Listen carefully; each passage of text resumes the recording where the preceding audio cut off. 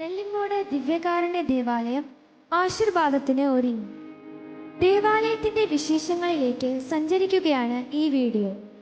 1912 നെല്ലിങ്ങോട്ടിലും പരിസര പ്രദേശങ്ങളിലും ലത്തീൻ റൈറ്റിൽ രൂപപ്പെട്ട കത്തോലിക്ക വിശ്വാസ സമൂഹത്തിനു വേണ്ടി കൊല്ലം രൂപത arch bishop Aloysius Maria Benziger OCD പിതാവ് ദിവ്യകാരുണ്യനാഥന്റെ പേരിൽ 1924 പ്രതിഷ്ഠിച്ച ദേവാലയം 2018 ഏപ്രിൽ മാസം പുനർനിർമ്മാണത്തിന് തുടക്കം കുറിച്ചു. തിരുവനന്തപുരം അതിരൂപത സഹായമെത്രാൻ അഭിവന്യ ക്രിസ്തുദാസ് പിതാവ് അടിസ്ഥാനശില പ്രാർത്ഥനയ്ക്ക് സമർപ്പിച്ചു. നെയ്യാറ്റിൻകര രൂപതാ മെത്രാൻ അഭിവന്യ വിൻസെന്റ് സാമുവേൽ പിതാവ് തറക്കല്ലിടുകയും ചെയ്തു.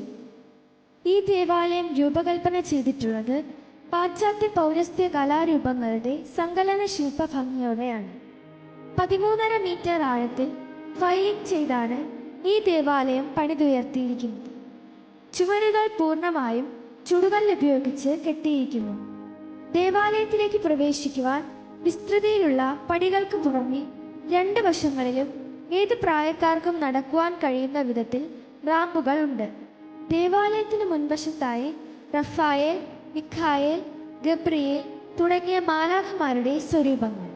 മധ്യവശത്തായി സ്വർണ്ണവർണ്ണത്തിൽ ദിവ്യകാരുണ്യം വളരെ മനോഹരമായി ആലേഖനം ചെയ്തിരിക്കുന്നു.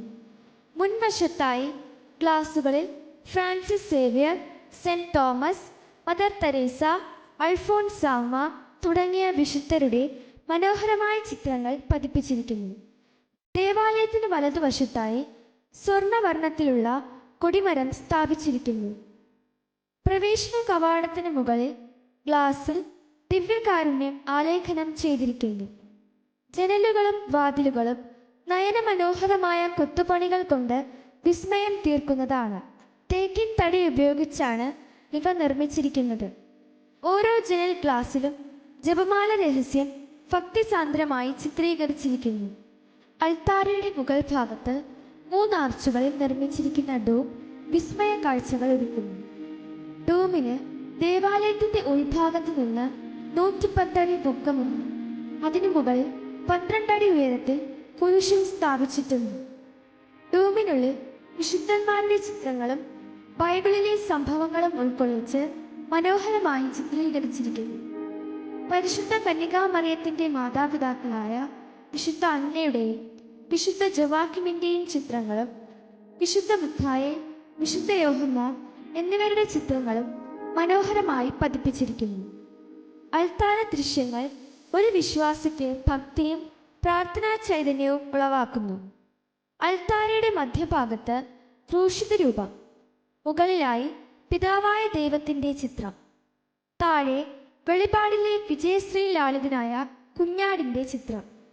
വലതു ഭാഗത്തായി തിരുഹൃദയ ഈശോയുടെ ചിത്രം ആലേഖനം ചെയ്തിരിക്കുന്നു.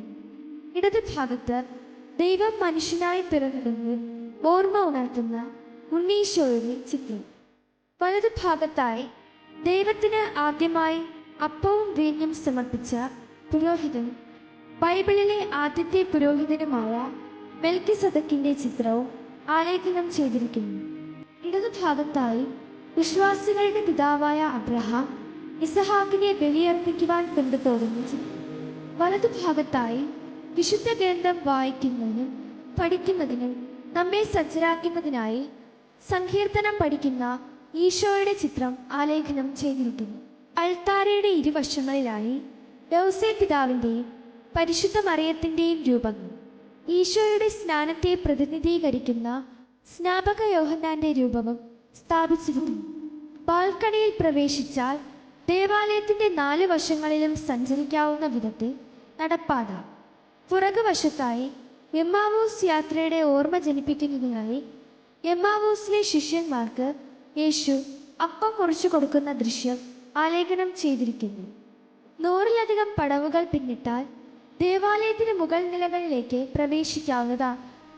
ദേവാലയത്തിൽ സ്ഥാപിച്ചിരിക്കുന്ന മണി 100 വർഷത്തിലേറെ പഴക്കമുള്ളതും പഴയ ദേവാലയത്തിൽ ഉപയോഗിക്കുന്നതിനായി ബെൽജിയത്തിൽ നിന്ന് കൊണ്ടുവന്നതുമാണ്. തുടങ്ങി ഒട്ടേറെ സവിശേഷതകൾ നിറഞ്ഞു നിൽക്കുന്ന ഈ ദേവാലയം പാശ്ചാത്യ പൗരസ്ത്യ കലാരൂപങ്ങളുടെ സങ്കലന ശില്പഭംഗി വിളിച്ചോതുന്നതാണ്.